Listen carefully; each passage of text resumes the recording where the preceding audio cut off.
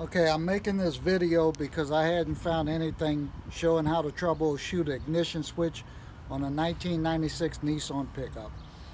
I'm not going to get into how to take this apart, but basically this is the bottom of your steering column, and there's 4 screws that you need to remove. There's one here that's hidden and sits like this, and when you undo the screws you can just take it apart. Okay, so now what I did to troubleshoot the ignition switch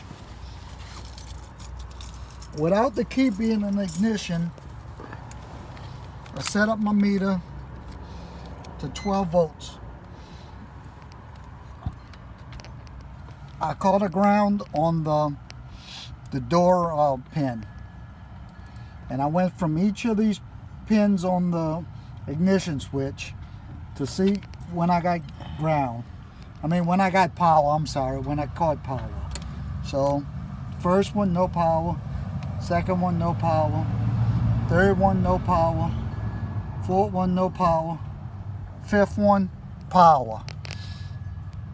Show the meter.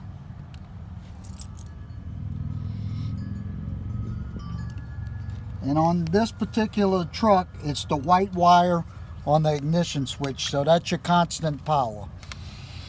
So then what I did is put the key in the ignition and turned it on to the accessory position. And I took my meter again, put the ground on a pin on the door, and went from each pin on the ignition switch to see if I had 12 volts. First one, nothing. Second one, nothing. Something ain't right.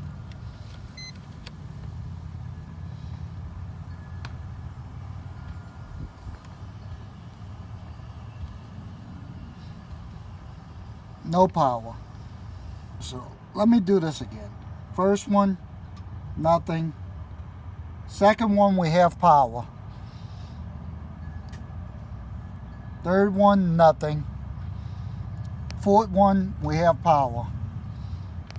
And I'm starting in a clockwise motion from the white wire going clockwise.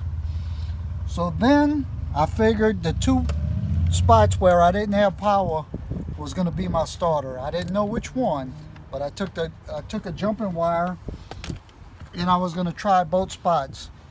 So now with the key in ignition, turned to the accessory, I went from the white wire, which is hot,